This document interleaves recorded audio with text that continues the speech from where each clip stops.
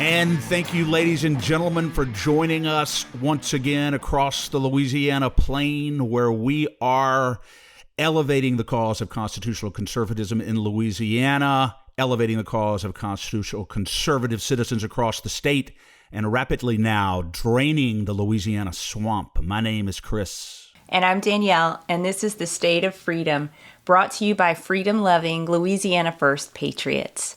Hello, State of Freedom warriors. Thank you for inviting us to be part of your day. We are so grateful for you. You're the best listening family anyone could possibly hope for, and we are only here because of your encouragement, your prayers, and your financial support. If you are looking for a way to support us, to advertise with us, or to send us feedback, please visit our website at freedomstate.us. We'd really appreciate it if you'd also help us get the word out and spread the reach of the State of Freedom. Please like the show on whatever platform you listen to us, subscribe to it, and share it. You can share short clips instead of the full episodes from our YouTube and Rumble channels, and links to those are always in the show notes and over on freedomstate.us. Well, today we have joining us a very special guest, West Virginia Secretary of State and gubernatorial candidate Mac Warner. Before we meet Secretary Warner, let me read the scripture of the day. Today's scripture is Psalm chapter 11, verses 3 through 4, and it says, "What can the righteous accomplish when truth's pillars are destroyed and law and order collapse? Yet Yahweh is never shaken. He is still found in his temple of holiness, reigning as King Yahweh over all. He closely watches and examines everything man does. With a glance, his eyes examine every heart, for his heavenly rule will prevail over all." And I was reading that this morning and I just thought, wow, we can get so discouraged and so overwhelmed by the evil that we see around us, by the lack of justice, by the world very much being in an upside down state right now, where the media, companies, big corporations, celebrities, the government apparatus, and if we're being honest, even a lot of churches push what we know that the scriptures clearly say is wrong and tell us that it's right. And they attack what is right and true and honorable and just as wrong. But the Lord is on his throne. He's not shaken. He's still the Lord of all. He's still the unchanging one. His truth remains forever, and he will prevail. The wicked will not prosper forever. And I truly believe that we will see justice in our day. We will see the Lord perform mighty miracles for his people that haven't been seen in many, many generations. I believe that we will soon see the restoration of righteous leadership in America. And I do too, 100%, Danielle. And before that time, as we are seeing now, it appears as though, as you said, that the pillars of truth are shaken and law and order is collapsing. And it seems as though that is what many of the nefarious forces arrayed against our freedom, against our republic, want to happen. This is not by accident. This is by design. And fortunately, we've got great fighters and great patriots like Mac Warner, our guest today, who have done so much specifically in the area of election integrity, exposing the problems with election interference, and specifically the collusive involvement of our own federal government in interfering with our elections. What a pleasure to have you with us, Mac. How are you today, sir? I'm doing great, and thank you for that. As we look at the turmoil in the world, all we have to do is know that his ways are not our ways, so we don't understand all that is happening. Our job is simply to keep the faith, know that he is in charge, and all we can do is not pray that he is on our side, but like Abraham Lincoln said, pray that we are on his side. So well said. I love that. And it's so easy to confuse the two through our own ego or our own will. But that's such a great reminder, Mac. Mac, since you haven't been on the show before, why don't you give our listeners across the state a little bit about your background? It's such a rich and interesting background that you have. Well, thank you for giving me that opportunity.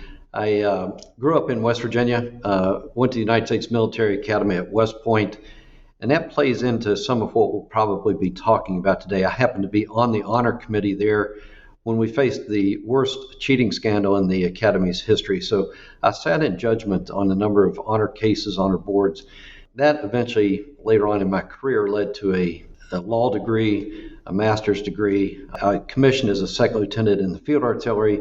So there's a lot of math involved in physics when you try to put a piece of steel on a target 18 miles away. So I understand things from a STEM perspective. But an incident in Panama when we were taking out Noriega, my unit took over the Nicaraguan embassy, and George Bush I had to apologize to the Nicaraguans for us invading their sovereign space. I disagreed with that because we did it for forced security measures. They had a cache of weapons in the embassy, and they were using those against our forces. Well, that incident led me into the international arena, and I went back to the University of Virginia and got a master's degree in international law. And while I was in the stacks of the library at UVA, my classmates were fighting the first Gulf War. I thought that was a little bit ironic. I wanted to be in the action like everybody else. But the Lord had put me there for a reason. I became the Army's Islamic law expert. I then started teaching comparative law, but it was really comparative religion to the Army's JAG officers who were then going to go back out into the force and advise their units. Well, little did I know that the looming towers, the 9/11 was going to come upon us right after I'd gotten out of the military. I asked to go back in afterwards, but they said no, they could do just fine without me. And then I found myself with a number of children, 4 children, 3 of whom graduated from West Point. One went right into harm's way after graduation, in fact, was wounded in Afghanistan. And then another, my daughter, also served in Afghanistan. And I wanted to understand what we were doing over there in Afghanistan. I knew that we were going after Osama bin Laden. We had to do that. We couldn't let that go unanswered.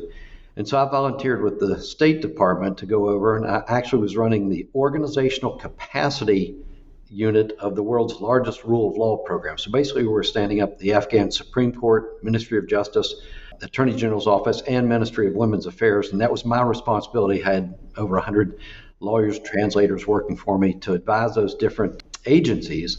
And it gave me a chance to live firsthand in the belly of the beast, the heart of Islamic fundamentalism there with the Taliban. So it was a fascinating assignment for me, given that past that I just described to you. I also had a niece and some other relatives that served over there as well, and in Iraq. So I got a real nice grounding in the difference between Shia and Sunni Muslim countries, some of the politics and that sort of thing. Well, in 2015, now we did get Osama bin Laden. It took way too long, but we did get him in 2011.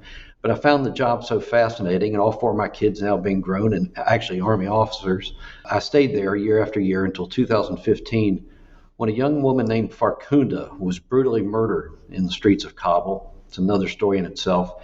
But I found myself asking, what am I still doing here after 5 years and watching thousands of men cheer the brutal murder of this innocent young woman? And this is all on YouTube if anybody wants to watch this brutal murder and see what I was dealing with right there in the heart of the capital city of Afghanistan in Kabul.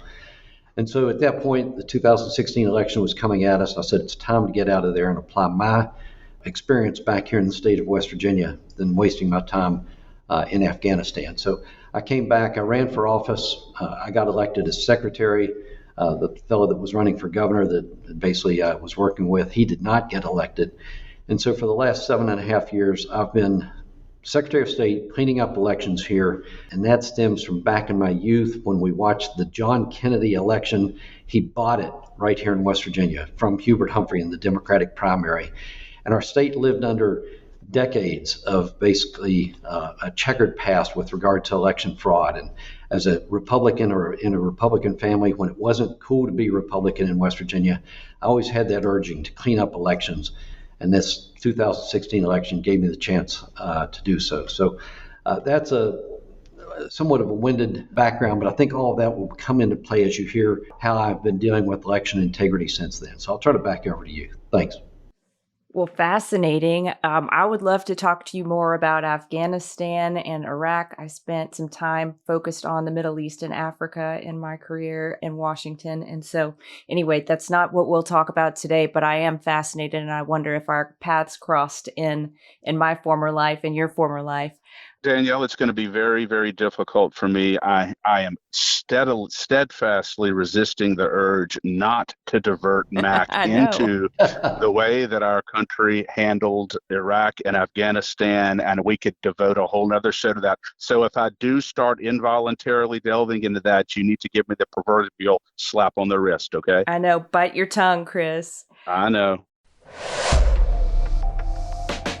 I'm excited to share a fantastic opportunity for State of Freedom listeners who are interested in investing in precious metals or even starting a home-based business in the precious metals industry. Metal Stacks is a precious metals collectors club where you can buy your metals at the best prices on the market, actual dealer cost.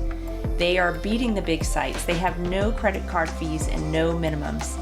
If you're just interested in purchasing metals at a great price, visit metalstacks.com/dwalker. Get to shopping, that helps me out. I get the commission. You can also refer people to Metal Stacks for an additional income. If you're interested in learning about the referral business aspect of Metal Stacks, email me directly at danielle@freedomstate.us for more information. Secretary Warner, you have been very vocal on your views about the improper federal influence and interference in the 2020 elections via high-level former intelligence agents and Biden campaign officials who also happen to serve under President Obama and now serve again in the federal government. I'm sure there's no conflict of interest there. I'm sure there's no quid pro quo there. But we followed that very closely as well, and we agree with you. Would you tell us your perspective on what happened there? Sure. I think this is the meat of probably our conversation today, and I'll be glad to come back at another time and talk about some of those other issues. But dealing with this election, the 2020 election, I think, showcased the worst in American politics and the most insidious election interference that we've experienced in our nation's history. Now, let me describe that because that's a pretty bold statement. But when you understand what happened there, I hope that you will agree with me. And so the allegation or the assertion by the CISA official, Chris Krebs, said that it was the most secure election ever. I think it was the most damaging to the American way of life due to what happened with the Hunter Biden laptop. And so 11 months prior to that election, in December of 2019, the FBI came into control of this Hunter Biden laptop, and it had been given by the store owner that Hunter Biden had turned it into and then failed to pick up, and so it legally became the property of the store owner. He turned it over to the FBI, and the FBI sat on that for 6, 7, 8 months. So we're into August time frame, and when nothing had happened, then the owner also gave a copy of the hard drive to Rudy Giuliani. That became known to Tony Blinken, who is our current U.S. Secretary of State, but he was at that point working for the Joe Biden campaign, a senior advisor in the Joe Biden campaign. Well, he knew that Trump was going to use that or he thought that Trump would use that in that debate leading up to that November election of 2020. So in October, Tony Blinken came up with this idea to have a talking point for Joe Biden to hit back at Trump with. And he took that idea to Mike Morrell, who had been the acting CIA director. And that's a real key point because Mike Morrell took that idea and ran with it. And he went to these people whose names are synonymous with the CIA. So I'm talking Clapper, Brennan, Panetta, Hayden. These were former heads of the CIA, and their names, again, are synonymous with the CIA. They signed on to this letter that said that the Hunter Biden laptop was Russian disinformation or had all the indicia of a Russian disinformation campaign. They knew that that was not the case. The FBI had the laptop. They knew it was real. And so these former agents of the CIA went forward with this story, got 50 so-called intelligence experts to sign on to it, knowing that they were perpetrating a lie on the American people. And so when Trump did raise this in the debate just 2 weeks prior to the election, Joe Biden struck back and said that has been debunked by 50 intelligence experts. And because of the names and the weight that it carried, that I think put Trump back on his heels. And there wasn't time to divulge the rest of the story prior to the people going to the polls. Now this story gets worse. The FBI knew that it was a lie, and the FBI stayed quiet. Now I'm going to go back to that honor committee that I sat on at West Point. The honor code at West Point says a cadet will not lie, cheat, or steal, or tolerate those who do. And here's where the FBI comes in. They tolerated a lie. And I think that they had a responsibility to inform the American people that the Hunter Biden laptop was real. They didn't have to go into whether Hunter Biden had committed a crime or any of that sort of thing, but they should have not let these former agents of the CIA perpetrate a lie on the American people when they knew that it was a lie and they let it stand. And then it gets one circle deeper. They both then Mark Zuckerberg went to Facebook and said, you need to suppress this story because it has all the indicia of a Russian disinformation. So you have the CIA, the FBI colluding with big tech. Also, you remember, Twitter took Trump off of Twitter. So you have this suppression of First Amendment rights. And that's where I'm saying this is getting at the worst you could do, the worst election interference in American history, when you're lying to the American people by the very agencies that are supposed to be protecting us, and then having our First Amendment rights suppressed by going to big tech, and big tech going along with it. And folks, this isn't just Mac Warner's supposition. Okay, this is under sworn testimony in front of the House Judiciary Committee. This is the benefit of the Republicans winning the 2022 election in the House of Representatives. So Jim Jordan could have these hearings, put people like Mike Morrell under oath. Mike Morrell admitted that Blinken brought him that idea. He ran with it. And then on Joe Rogan's show, Mark Zuckerberg admitted that, yes, the FBI had come to him and said to suppress the story. So, folks, this is as bad as it gets. This isn't just stuffing a ballot box. This is our own agencies lying to us and then covering it up. So that's why I get so incensed about it. It absolutely is. There's no question. Let me ask this question to you. Now, Mike Morrell, you said he was the acting head of the CIA when this went down, right? I think he was former at that time, but again, he was like Brendan Clapper and others, okay. Yes.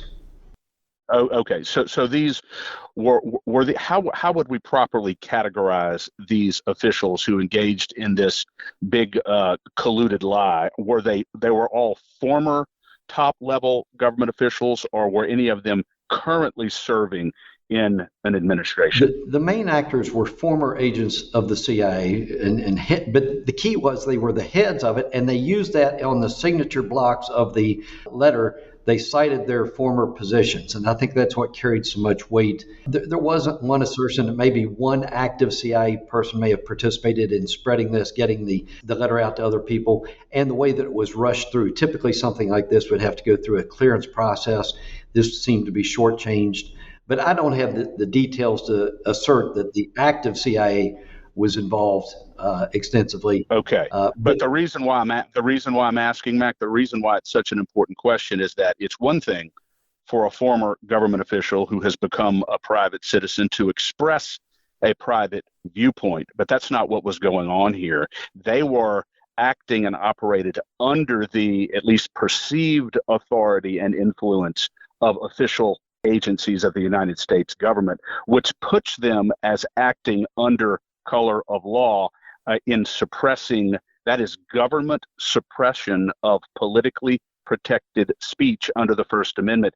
That's why you're so right. That's why it's so nefarious and so sinister. And then when you move to the FBI, now we are talking the active FBI, Christopher Wray, the cover-up, the failure to speak when I think that there should have been an obligation to speak because of the importance of what was happening. They knew what was happening. And again, Mike Morrell admitted he did it for the express purpose of hurting Trump and helping Biden. There was a design to this, and they pulled it off, and we're all suffering because of it.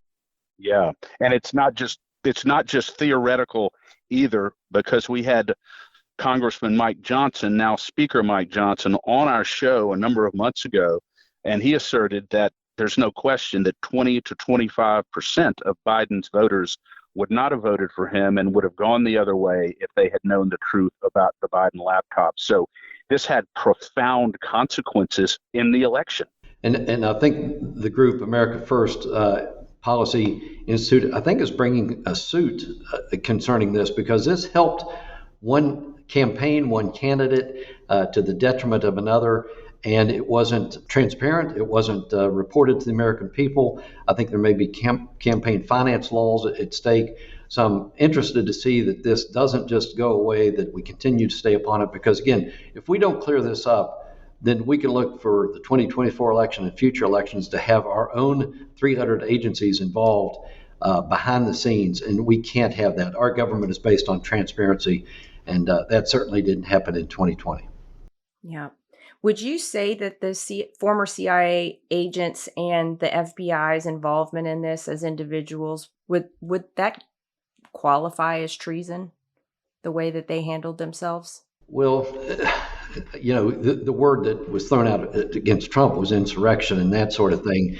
I think that in the common vernacular, you might get there, but being a lawyer, knowing that treason has certain defined elements of the offense and witnesses requirements and that sort of thing, I don't want to go down that path. I think just the public doing what you're doing, just bringing it to the public's awareness, is maybe the best medicine. Sunshine is the best disinfectant. We need to put sunshine on this. That's what Jim Jordan is doing. We should all get behind Jim Jordan's efforts and know that he is looking at, in the House Judiciary, the Biden crime family. He's looking at a broad array of issues. I've simply taken this one piece, that's the election piece, because it is so serious with what's coming up in 2024 and future elections. We have to get to the bottom of this. And just like in any military operation, when you're done, you go back and you do a hot wash or an after action report and look at what worked and what didn't. Because if you don't, then you're apt to make the same mistakes again in the future. We haven't done that. That's what I keep calling on DHS, the EAC, the Election Assistance Commission, NAS, the National Association of Secretaries of State, CISA. I keep looking for some agency to run with this. And so far, Jim Jordan's committee is the only one that I see at the federal government level that's willing to start turning over the rocks to see what's happening. And even though he has reported this and putting it out, the mainstream media keeps focusing on something completely different, saying there was no widespread voter fraud and using other terminology like that to divert America's attention away from the very insidious nature of what these 300 agencies did to us. Yeah, very well said. And I think Representative Jordan is doing, or Chairman Jordan is doing, a fantastic job with the weaponization of the federal government subcommittee as well. You mentioned NAS just briefly, and I think recently you attended a National Association of Secretaries of State meeting in Washington, and I saw some reporting about your engagement there in Wired magazine. And it sounds like you were maybe a voice crying in the wilderness there. You were the only Secretary of State to stand up and to challenge them. And of course, Wired is not trying to do you any favors in that article. But I think, as we said, people can see through that. Their reporting is pretty transparent.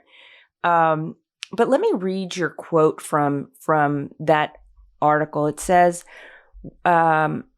when we have our own federal agencies lying to the American people, that's the most insidious thing that we can do in elections. And I think you were speaking about CISA, and you were speaking directly to CISA, telling them that they need to clean up their own house. Would you tell us a little bit about what happened at that NAS meeting to prompt that statement? Sure. This is the second time now, because I did that back in the summer meeting as well. But what we had, actually, they had CISA officials and FBI officials. And I sat there and took it just as long as I could, but finally I couldn't hold back anymore, because they were putting out this, unicorns and cotton candy, that how great they were there to help us. And what they're doing is like a magician who's waving with one hand but doing the dirty work with the other one. And so they're waving with one hand, talking about threats to election officials and voting by mail and how secure things are and how they're there ready to respond on a moment's notice to anything. And they're all avoiding the question at hand about what the CIA, FBI, and big tech did to us. And so once they kept saying over and over again that how they were there to help us, I couldn't hold back. And I had to confront them and say, once again, I want to bring to your attention, until you clean up your own house, I have no time for you. Right now, probably the agency that I trust the least is our own FBI.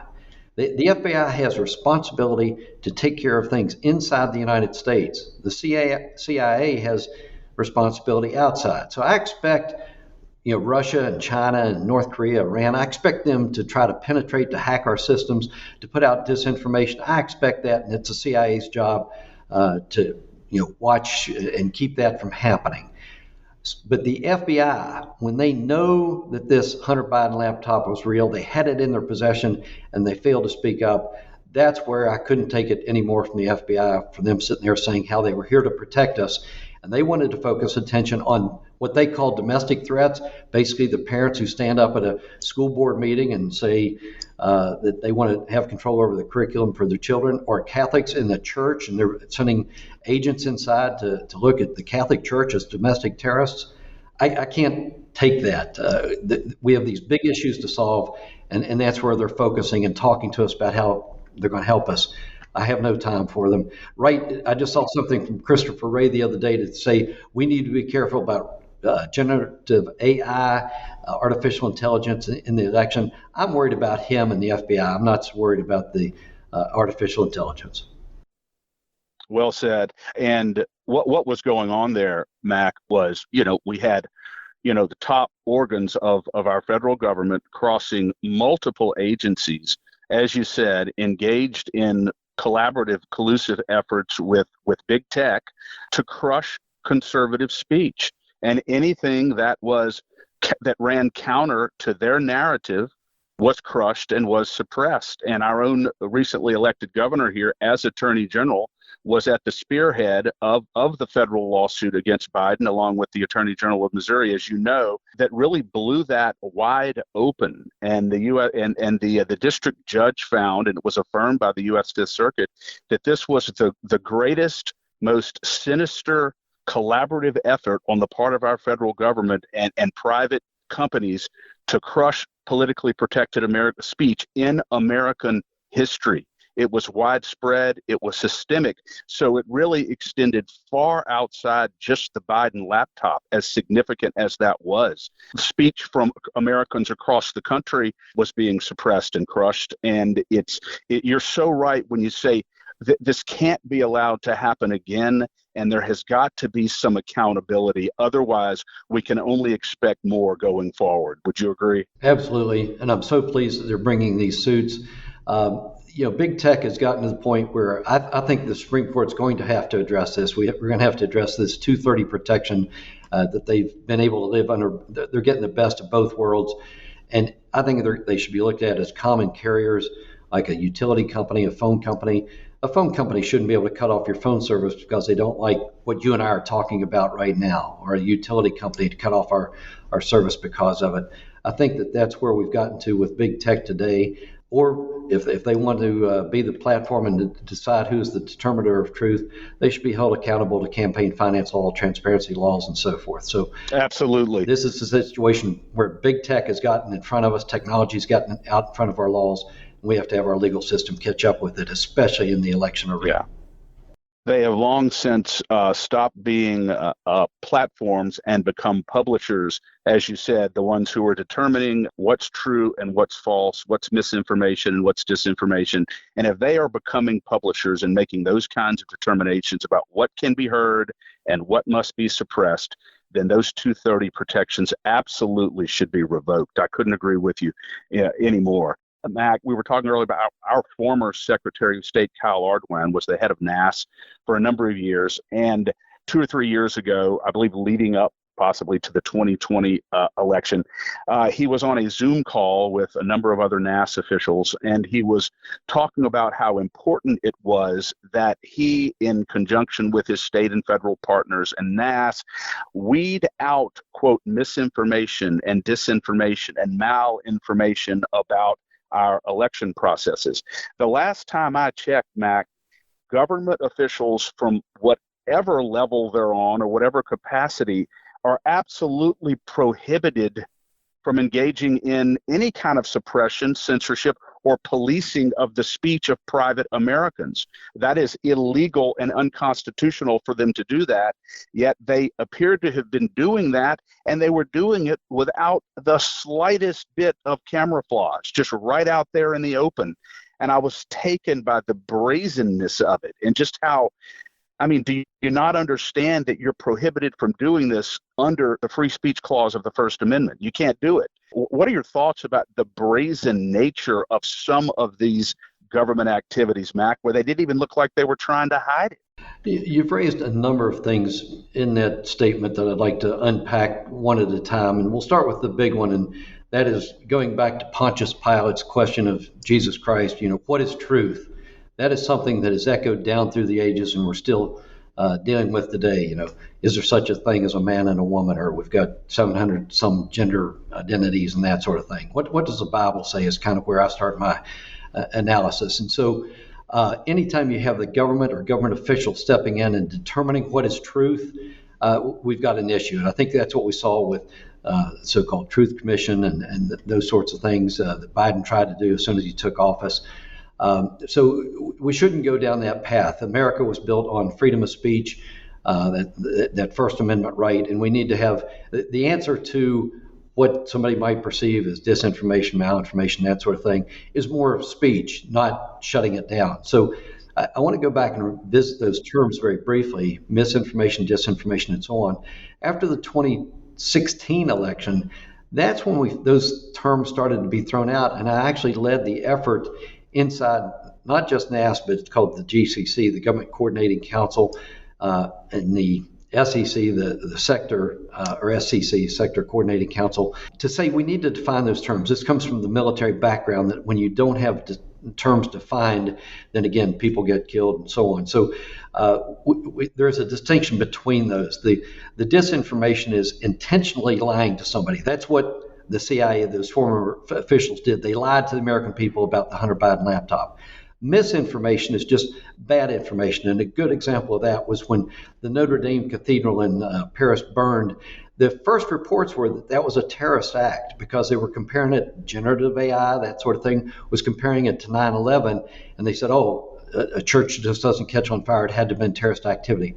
But within 3 or 4 hours, they got to the bottom of it and knew that it wasn't, and they corrected it. So it wasn't an intentional lie that went out. It just, anybody in the news media knows those first reports are often wrong or inaccurate, and that's what happened. So that's misinformation. It wasn't a design to lie. It simply misled. Then malinformation is bad information. It's like a half-truth, telling part of a truth. So anyway, we defined those terms early on. So between that 2016 election and 2018, 2019, that's when that was taking place. There were some changes made to the reporting of disinformation, to hacking, and so on. And so by 2020, what happened was those terms got bastardized. I think they were used by people like Chris Krebs and CISA. They were used by the Democrats. They were used to turn that around to anything that Trump said, the conservatives said. They were going to label it as disinformation because they didn't like what was being said. So there's a lot of in there that I think this terminology got turned around and is being used against conservatives as a way to malign conservative speech, to call us names, basically to try to shame us. But again, the answer is more speech, not less speech. Right. And I just can't emphasize enough the fundamental longstanding prohibition against government officials trying to police or direct American speech. You're exactly right. It is the free flow of ideas. People presumably have enough discernment as American voters to decide what's true and what's false. And the idea that the government would be directing us along the path of a specific narrative of their choosing is about the most alarming thing that could be happening to our country. If that happens, then we really, on some level, don't have a free republic anymore because we don't have access to the information that we need to make informed decisions. Exactly. I agree with you. Tune in tomorrow to join us for the second half of our interview with West Virginia Secretary of State, Mac Warner. Thanks for listening to The State of Freedom. To stay on top of all the calls to action we mentioned today, just check out the show notes for the episode. If you'd like to support the show financially, visit our website at freedomstate.us. If you'd prefer to give by mail, you can send a check to The State of Freedom, LLC at P.O. Box 861, Berg, Louisiana 70343. If you own a business in Louisiana and are interested in supporting our show by advertising, please email us at info@freedomstate.us. To get involved with Louisiana Citizen Advocacy Group, visit lacag.org, LACAG.org, or email Chris at chris@lacag.org. If you're enjoying the podcast, please subscribe and share it. Give us a 5-star rating in the reviews. Thanks again, everybody. We'll see you next time.